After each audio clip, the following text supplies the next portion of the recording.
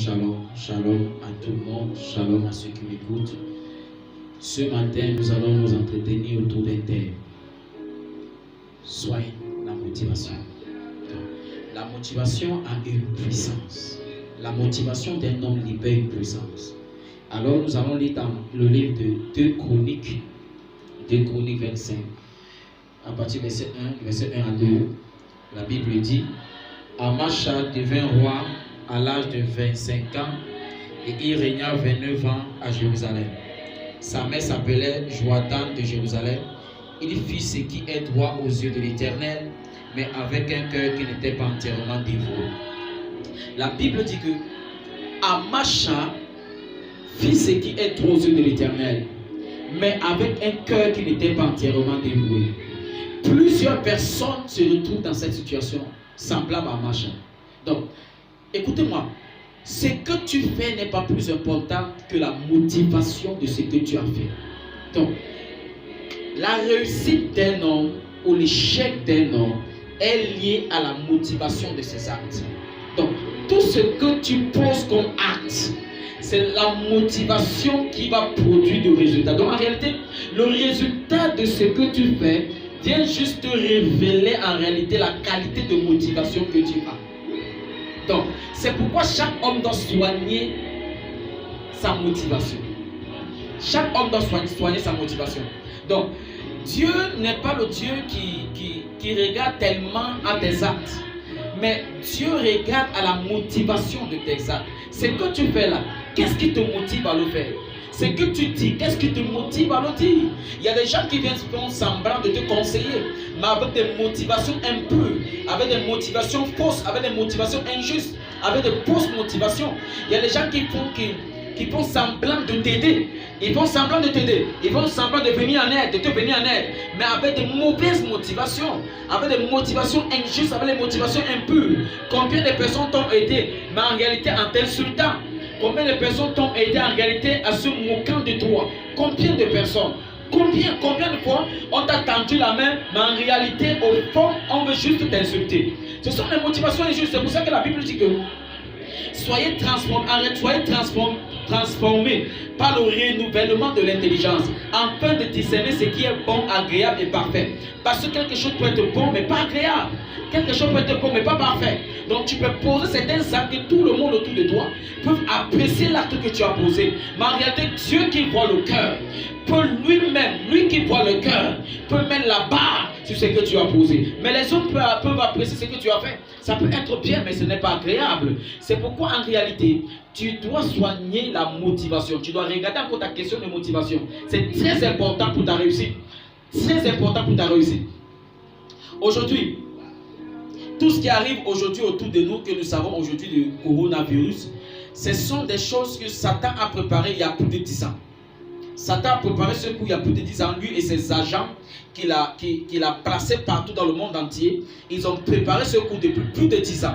Et aujourd'hui, c'est juste la manifestation et la matérialisation de leur plan. Donc, depuis 10 ans, ils étaient dans leur laboratoire mystique et spirituel, mystique et satanique pour préparer ce coup aujourd'hui. Donc, en 2020, ils ont seulement lâché cette bombe.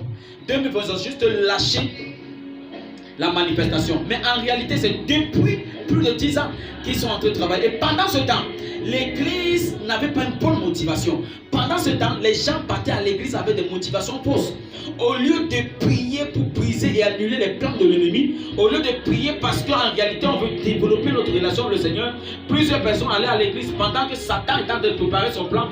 Plusieurs personnes partaient à l'église seulement parce qu'ils veulent se marier, parce qu'ils veulent voyager, parce qu'ils veulent vivre bien, parce qu'avec des motivations impures. On ne part pas à l'église parce qu'on veut voyager. On ne part pas à l'église parce qu'on veut fuit la galère, la misère. Non, on n'est pas à l'église parce qu'on fuit le célibat.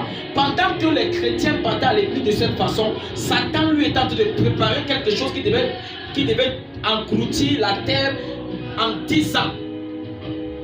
Donc, pendant qu'il préparait son coup depuis 10 ans en arrière. Ce temps, les chrétiens partaient à l'église avec des motivations impures. C'est pourquoi ce phénomène a surpris tout le monde, même l'église, même plusieurs églises, a surpris tout le monde. Et c'est pourquoi aujourd'hui ça crée la panique au monde et ça crée la panique même à l'église. Or, en réalité, ça ne devait pas créer la panique à l'église. L'église est le lieu le mieux indiqué pour être averti. L'église est le lieu le mieux indiqué pour être ferme. L'église est le lieu le mieux indiqué pour être victorieux, pour avoir la victoire. C'est l'église. C'est l'église, bien aimé. Mais si aujourd'hui, même l'église est surprise de ce qui se passe, c'est parce qu'en réalité nous dormons. C'est parce qu'en réalité nous dormons. Et comment nous dormons? C'est à partir de nos motivations. C'est parce que la plupart des personnes qui sont à l'église ont des mauvaises motivations, ont des motivations impures, ont des motivations, des fausses motivations. On n'est pas plus à l'église parce qu'on veut développer sa relation avec le Seigneur. On n'est pas plus à l'église parce qu'on veut échapper à l'enfer et aller au ciel. Aujourd'hui, plusieurs personnes ont entretenu leur esprit que l'enfer n'existe pas. Et ça fait en sorte que aujourd'hui les gens n'ont plus peur. On n'a plus peur, on arrange plus notre façon de vivre. Chacun vit, les gens vivent comme des animaux. Les gens... Oh, je prie pour toi au nom de Jésus qui est de Nazareth. Je prie au nom de Jésus qui est de Nazareth. Que le Seigneur soigne ta motivation au nom puissant de Jésus. Que Jésus-Christ soit celui-là qui soigne ta motivation au nom de Jésus qui est de Nazareth. Je prie que tu entretiennes une bonne relation avec le Seigneur. Bien aimé, écoutez-moi très bien. Écoutez-moi très bien. En voici le moment où la motivation de chaque personne sera révélée. Sera révélée. Ceux qui étaient à l'église par les motivations impures vont abandonner. Plusieurs personnes vont abandonner. Mais seuls les deux, seuls ceux qui ont une réelle rencontre avec le Seigneur Jésus-Christ qui vont avancer. Écoutez-moi bien aimé. Nous sommes au moment où la réelle nature, la réelle identité de l'église doit se manifester. Que la réelle identité de chaque chrétien doit se manifester. Il faut que ta nature se manifeste. Il faut que ta nature se manifeste. Il faut que ton identité se manifeste. Arrête d'être poltron. Si tu as peur de coronavirus, en réalité c'est parce que ta motivation à l'église est fausse. C'est parce que tu as une mauvaise motivation.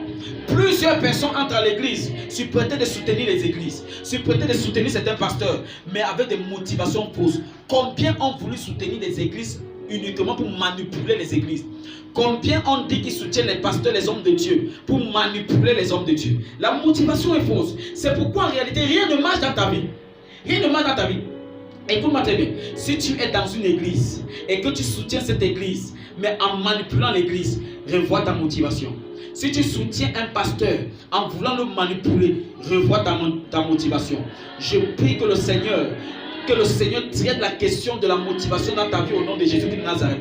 Jusqu'à ce que tu sois entièrement dévoué au Seigneur, que tu auras les résultats. Jusqu'à ce que cet homme de Dieu, jusqu'à ce que ce chrétien soit zélé, se donne entièrement au Seigneur Jésus-Christ, il ne verra pas les résultats.